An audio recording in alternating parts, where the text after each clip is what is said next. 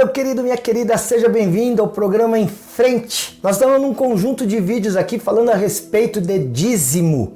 Hoje é o último vídeo que nós vamos falar desse assunto e hoje um tema intrigante aí, ó.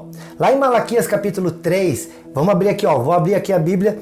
Lá em Malaquias capítulo 3, no versículo 10, um texto muito conhecido de todos nós, ele diz o seguinte: trazei todos os dízimos, até na versão que eu estou lendo ele diz, tragam todos os dízimos à casa do Senhor, para que haja mantimento na minha casa. Ponham-me à prova nisto, diz o Senhor dos Exércitos, se eu não abrir a janela dos céus e derramar sobre vocês uma bênção sem medida. Por causa de vocês, eu vou repreender o devorador, para que não consuma os produtos da terra, e não deixarei que as suas videiras nos campos fiquem sem frutos. Diz o Senhor dos Exércitos. Quem é o devorador? É isso que nós vamos responder hoje aqui no Em Frente. Afinal de contas, é um demônio, é um gafanhoto, é um bicho. O que é o devorador que Deus disse, repreenderei o devorador? Você tem essa curiosidade?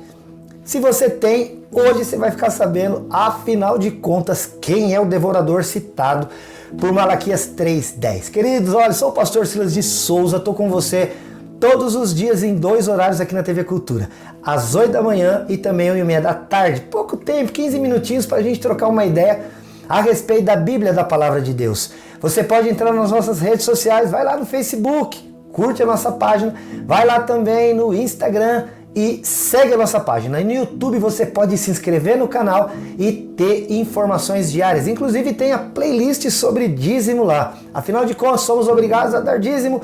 Afinal de contas, o dízimo era comida ou era dinheiro? E coisas assim importantes. O que era essa casa do tesouro? Você vai ter resposta num card que eu vou colocar aqui para você saber isso, beleza? Ó, nós estamos aqui num cenário novo, tá bom? A partir de hoje, para que você possa receber informação de uma maneira agradável. Vamos falar então a respeito disso aqui. Quem é o tal do devorador? O Senhor diz o seguinte: tragam os dízimos à casa do Senhor e depois vocês me provem nisto, diz ele. Eu vou abrir a janela dos céus e eu vou derramar sobre vocês uma bênção tal que sobre vocês vai vir a maior abastança. A Bíblia está dizendo, queridos, que aquele que entregasse o dízimo, e olha, já tem também um capítulo aqui falando se o dízimo é ou não para os nossos dias. Acompanha lá. E a Bíblia está dizendo então, traga, imperativo.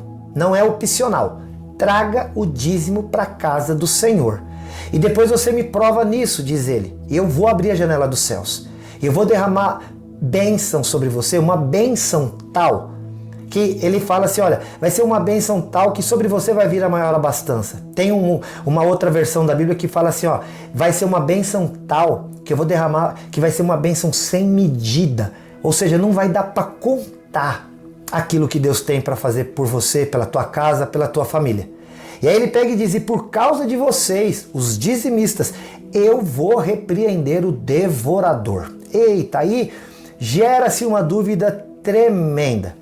A resposta a respeito de quem é o devorador é muito parecida com a resposta de o dízimo é comida ou era dinheiro? Nós afirmamos então, queridos, que o dízimo era dinheiro e era comida. O dízimo era comida e o dízimo era dinheiro.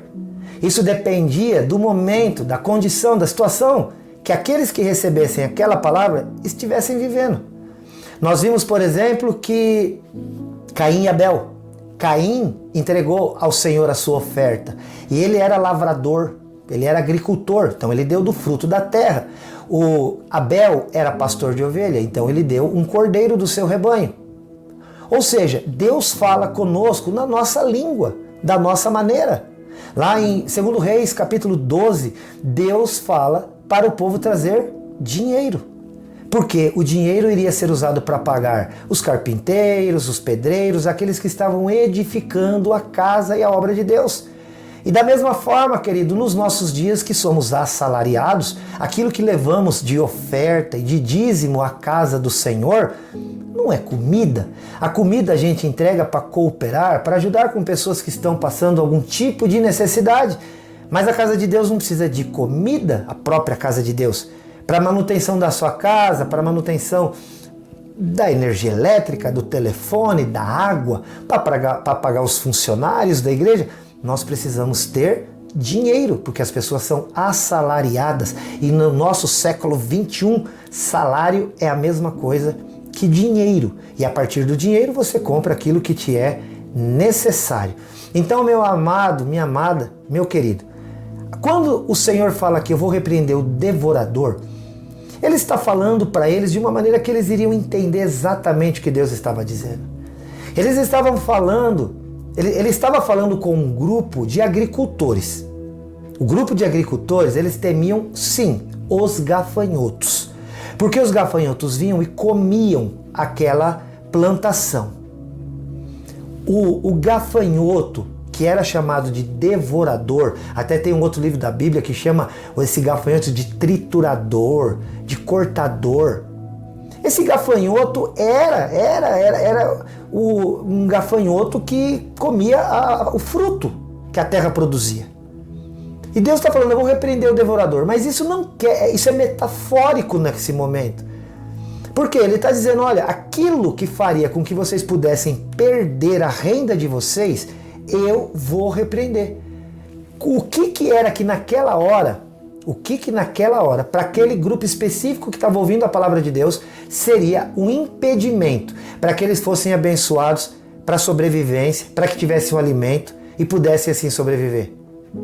Haveria de ser bloqueada a ação dos gafanhotos chamados de devoradores. Mas hoje em dia, essa mesma palavra poderia ser aplicada e não seria usado o gafanhoto. Afinal de contas, você não tem medo que um gafanhoto entre lá na tua conta do banco e coma tudo aquilo que está lá e deixa a tua conta do azul para o vermelho. Querido, hoje em dia Deus nos dá saúde para que a gente não tenha que gastar o dinheiro na farmácia. Hoje em dia Deus ajuda com que nós conservemos melhor aquilo que a gente tem, por exemplo, o nosso carro, assim a gente não leva tanto no mecânico. Hoje em dia Deus, de alguma maneira, querido, contribui, nos abençoa. E Ele fala, olha, é uma benção tal que vai ser sem medida, sobremodo grande, que você vai viver na maior abastança. E aí o Senhor bloqueia aquilo que poderia ser um movimento de paralisação da sua sobrevivência, ou até mesmo da realização de sonhos a partir de questões materiais e financeiras. Você está me entendendo? Nem sempre, quando na Bíblia cita um inseto ou um animal, ele está falando do próprio inseto ou do animal. Algumas pessoas afirmam que o devorador aqui seria um demônio devorador. Todo pecado, querido, alimenta demônio. Isso a gente sabe, alimenta mesmo.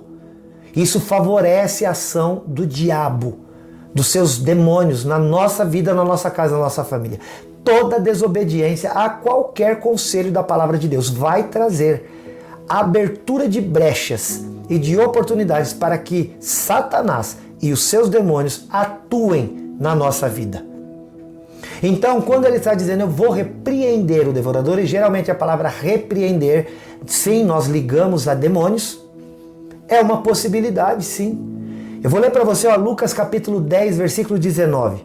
A Bíblia diz assim, Jesus falando com os seus discípulos. O contexto é o seguinte, Jesus pega 70 homens e divide-os de 2 em 2 e fala, agora vocês vão pregar, sai para curar enfermo, para expulsar demônio. E Jesus diz para eles em Lucas 10, 19, eu vos dou autoridade para que vocês pisem em serpentes e em escorpiões e sobre todo o poder do inimigo, e absolutamente nada vos causará dano. Você está vendo? No mesmo versículo, ele está falando, olha, vocês vão poder pisar em cobras, em serpentes e escorpiões, e sobre todo o poder do inimigo, e nada absolutamente vos causará dano. Ele está falando de demônio. Ele não está falando de cobra. Ele não está falando de escorpião de verdade. É uma metáfora para dizer o diabo vai atuar como se fosse inseto, como se fosse um bicho peçonhento que vem para tirar a tua paz, a tua alegria, para trazer dor. Mas o Senhor está falando, pode ir em paz, porque eu estou dando autoridade suficiente para que vocês repreendam todo o poder do inimigo. Então, claramente aqui ele não está dizendo, sai por aí pisando em escorpião. Tem seitas norte-americanas que se espalharam pelo mundo, onde eles pegam as serpentes e ficam brincando com ela. Quantos pastores já morreram por causa disso? Porque você não pode pegar a Bíblia e levar ela de uma maneira literal, sabe? Aquela coisa ao pé da letra. Não dá para fazer isso. Tá claro aqui, ó, o versículo 20 ele continua. Mas olha, prestem atenção numa coisa, disse Jesus, alegrai-vos, não porque os espíritos se submetem, mas porque o seu nome está arrolado no céu. O teu nome está escrito no livro da vida.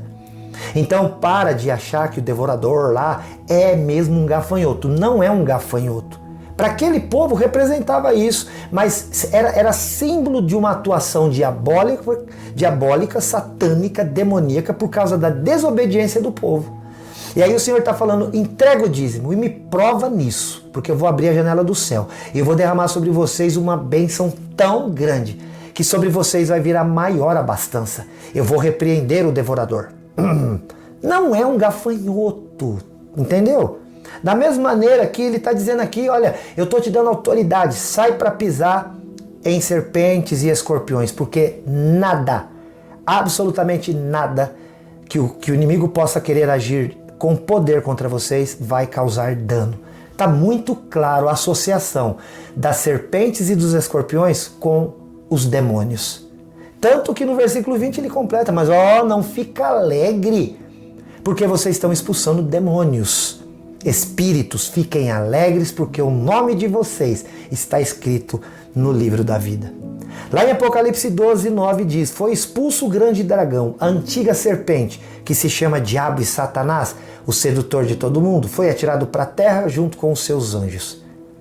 Ele está falando de novo, foi expulso o dragão, a antiga serpente. Aqui a gente entende que essa serpente é aquela do Gênesis 3 que levou Eva a comer do fruto proibido. Mas e o dragão? Não tem dragão. Hoje tem um animal chamado dragão de Komodo. Mas na nossa mente fantasiosa dos contos de fada, os dragões são aqueles animais que soltam fogo pelas ventas, né? E aqui ele não está falando disso. Não é literal. Alguém vai dizer, olha, a Bíblia fala de dragão, dragão nem existe. Claro que não.